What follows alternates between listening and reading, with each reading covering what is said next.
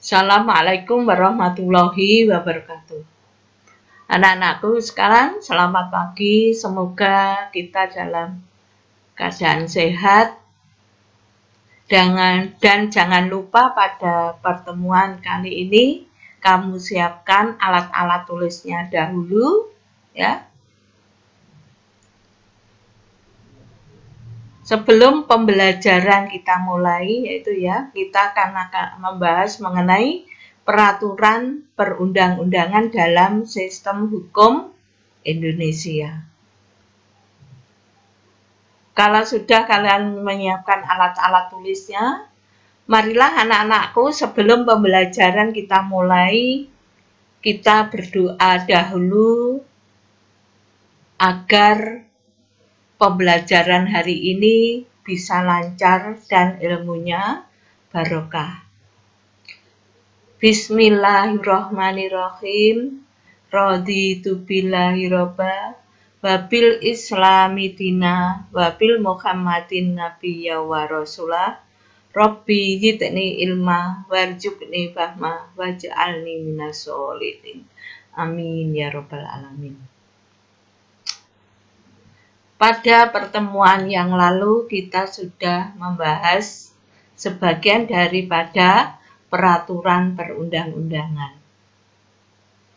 Sebelum kita lanjutkan, kita lihat dulu apa tujuan daripada pembelajaran hari ini.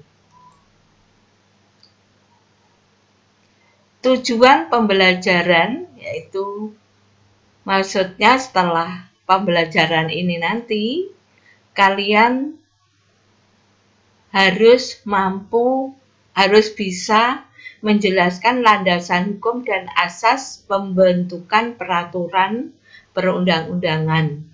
Ya. Yang kedua, menunjukkan contoh, ya, contoh proses pembentukan peraturan perundang-undangan di Indonesia dengan tepat. Yang ketiga, menunjukkan bentuk sikap disiplin dalam menerapkan aturan sesuai nilai-nilai yang terkandung dalam tata urutan peraturan perundang-undangan nasional dengan baik.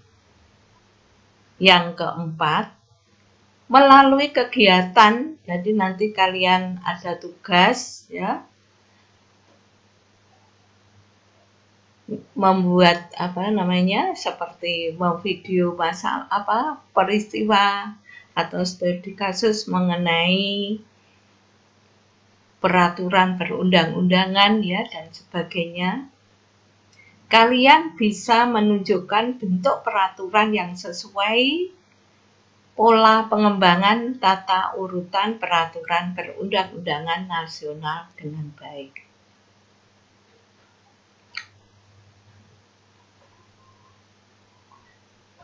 Pada kesempatan kali ini, yang harus kita bahas mengenai perubahan dan pembentukan peraturan perundang-undangan di Indonesia. 1. Perubahan Undang-Undang Dasar Negara Republik Indonesia tahun 1945. Yang kedua yaitu pembentukan peraturan perundang-undangan di bawah Undang-Undang Dasar Negara Republik Indonesia tahun 1945. Ini nanti yang kita bahas.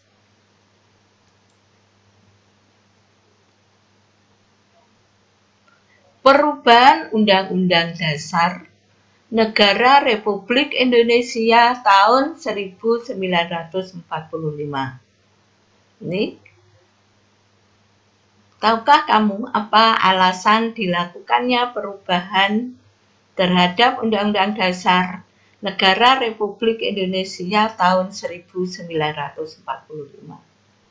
Ini ada landasan atau berdasarkan alasan ya maksudnya. Berdasarkan sejarah. berdasarkan substansi dan isinya, bisa dilihat dari segi sosiologis. Maksudnya keadaan zaman. Perubahan Undang-Undang Dasar tahun 1945 dilakukan atas dasar kesepakatan antar fraksi MPR. Ini ya. Lanjutannya. Ini. Hasil perubahan Undang-Undang Dasar Negara Republik Indonesia tahun 1945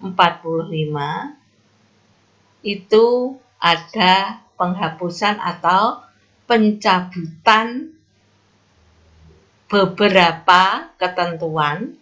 Ya. Yang B ada yang menambah ketentuan atau lembaga baru. Yang C modifikasi terhadap ketentuan atau lembaga lama. Ini pada pertemuan atau mengenai pembukaan undang-undang kemarin sudah sedikit disinggung ya mengenai hasil perubahan ini. Lanjutnya, penghapusan atau pencabutan beberapa ketentuan, yaitu kekuasaan MPR sebagai lembaga tertinggi negara dengan kewenangan meminta pertanggungjawaban Presiden dan penyusunan GBHN. Kekuasaan Presiden yang menyangkut pembentukan undang-undang. Nah, ini yang dihapus atau yang dicabut. Terus yang terakhir mengenai penjelasan Undang-Undang Dasar Negara tahun 1945. Lanjutnya, yang ditambah ya ini ya, menambah ketentuan atau lembaga baru ya. DPD ya, yang diatur dalam pasal 22C dan 22D Undang-Undang Dasar Negara Republik Indonesia tahun 1945.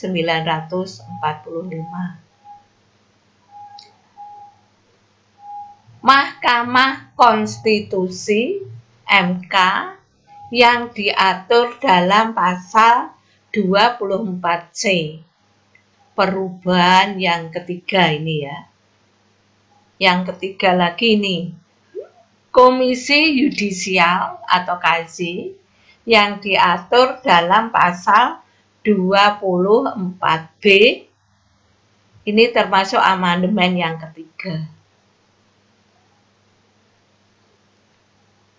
Perubahan yang ketiga yaitu mengenai Bank Sentral yang diatur dalam undang-undang sekarang diatur dalam pasal 23D ya. Ini merupakan perubahan yang keempat atau amandemen. Ini juga pemilu yang diatur dalam undang-undang sekarang diatur dalam bab 7B pasal 22E. Anak-anak ya, ini harus diingat betul ya, mengenai penambahan, apa yang dicabut, dan sebagainya. Next, selanjutnya. Ya. Modifikasi terhadap ketentuan atau lembaga lama. Jadi maksudnya modifikasi ini diperbaharui ya, diperbaharui dari lembaga. Jadi dari lembaga lama ya ada, di lembaga baru juga ada. Di sini bisa kalian mengetahui ya. Yang pertama ini pada amandemen yang keempat dulu ya. reposisi MPR yang merupakan modifikasi dari ketentuan lama yang diatur dalam pasal 2 ayat 1 Undang-Undang Dasar Negara Republik Indonesia tahun 1945 berdasarkan pada perubahan keempat. Terus yang kedua, modifikasi yang kedua, pemilihan presiden dan wakil presiden secara langsung oleh rakyat yang sebelumnya dipilih oleh MPR diatur dalam pasal 6 perubahan ketiga. Yang ketiga, sekarang ketentuan tentang HAM sebagai modifikasi dari ketentuan HAM lama diatur dalam pasal 28A sampai dengan 28J. Ya ini ya modifikasi. Jadi saya hanya membahas mengenai perubahan, terus modifikasi ya, yang mengenai Undang-Undang Dasar karena merupakan juga tata urutan perundang-undangan di Indonesia juga. Lanjutnya, pembentukan peraturan perundang-undangan di bawah Undang-Undang Dasar Negara Republik Indonesia tahun 1945. Bagaimanakah pembentukannya? Ya toh? Pertama, mengenai perencanaan peraturan perundang-undangan. Yang kedua, penyusunan peraturan perundang-undangan. Yang ketiga, pembahasan peraturan perundang-undangan. Dan keempat, baru apa? Pengesahan RUU dan penetapan rancangan perda provinsi atau kabupaten kota.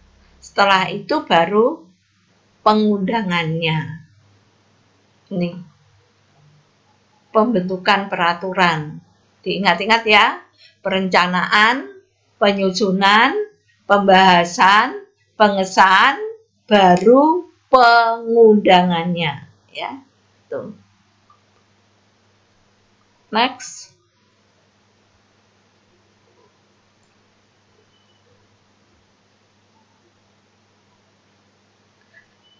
Peraturan perundang-undangan nasional yang ada di bawah Undang-Undang Dasar Negara Republik Indonesia tahun 1945, yaitu mengenai ketetapan MPR, undang-undang atau peraturan pemerintah, peraturan pemerintah pengganti undang-undang atau Perpu, terus bawahnya PP, peraturan pemerintah, bawahnya lagi peraturan presiden, terus perda, peraturan daerah provinsi maupun peraturan daerah kabupaten atau kota. Marilah anak-anakku kita lanjutkan mengenai perencanaan peraturan perundang-undangan berdasarkan bab 4 Undang-Undang Nomor 12 Tahun 2011, yaitu apa yang perencanaannya yang akan perencanaan mengenai perencanaan ini ya, mengenai undang-undang, peraturan pemerintah, peraturan presiden, peraturan daerah provinsi atau peraturan daerah kabupaten kota. Ini perencanaan peraturan perundang-undangan.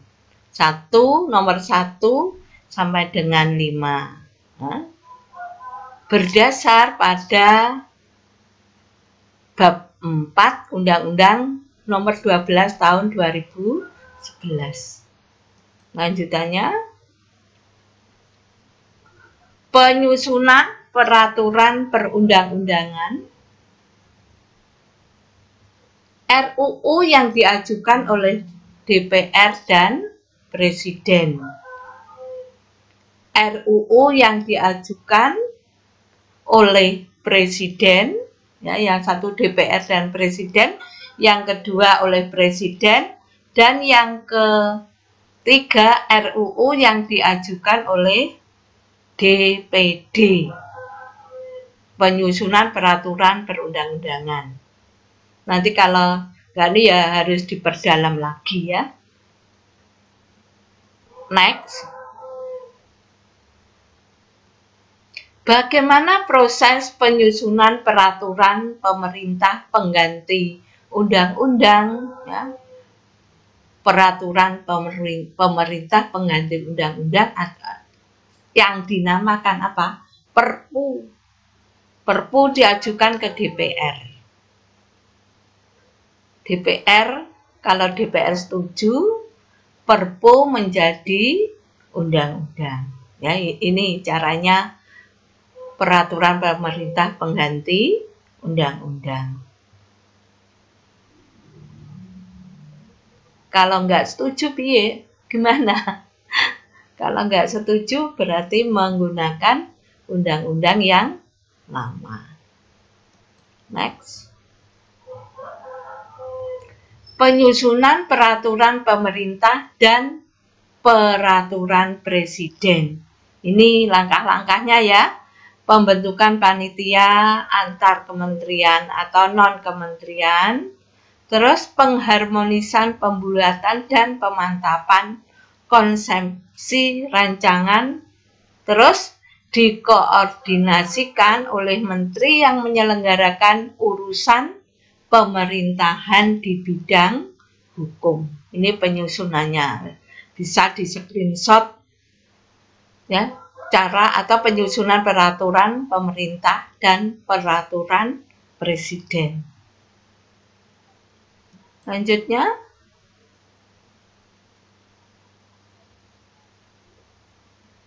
penyusunan peraturan daerah dan peraturan daerah kabupaten, kota maupun provinsi ya ini ya. 1. Rapat. Raperda disertai dengan penjelasan. Jadi rapat dulu diberi penjelasan. Raperda dapat diajukan oleh anggota komisi, gabungan komisi, atau alat kelengkapan DPRD, ya ini yang perda. Raperda maksudnya rapat pemerintah daerah yang telah disiapkan DPRD disampaikan dengan surat pimpinan DPRD kepada lembaga atau kepada kepala daerah. Di sini kamu screenshot, bisa diperdalam lagi. Raperda yang telah disiapkan disampaikan dengan surat pengantar kepala daerah. Terus, sidang DPRD dan kepala daerah menyampaikan raperda. Dari sidang itu tadi disampaikan raperda.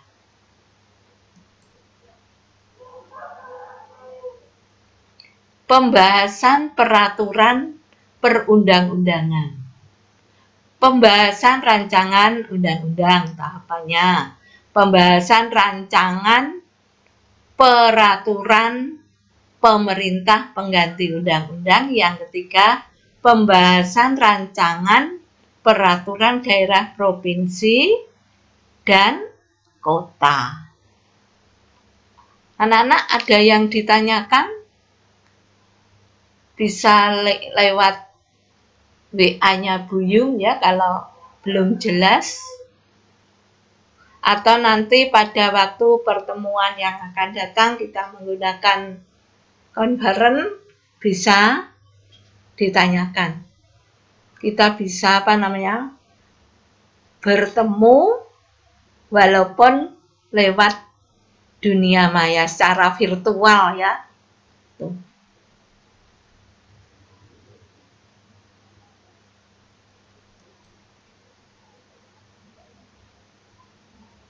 Pembahasan rancangan undang-undang. Pembahasan rancangan undang-undang dilakukan oleh DPR bersama Presiden atau menteri yang ditugasi. Pembahasan yang berkaitan dengan otonomi daerah mengikut sertakan DPD pada pembicaraan tingkat 1. Ya, kalau tingkat 1 mengikut sertakan DPD. Terus sekarang tahukah kamu ada beberapa tingkat pembicaraan dalam pembahasan RUU, ya. Kalau tingkat 1 itu ada 2, rapat komisi, rapat gabungan komisi, rapat badan legislasi, rapat badan anggaran atau rapat panitia khusus. Pengantar musyawarah, pembahasan daftar inventarisasi masalah dan penyampaian pendapat. Kalau tingkat 2 dimulai dari rapat paripurna, pengambilan keputusan dalam rapat paripurna. Mungkin dari sini anak-anak kalau belum jelas, nanti insya Allah pertemuan yang akan datang pas konferen kita bisa tanya jawab. Mudah-mudahan apa yang saya sampaikan pada pagi hari ini bisa bermanfaat. COVID cepat berlalu, kita bisa belajar seperti biasanya. Saya akhiri sekian ya.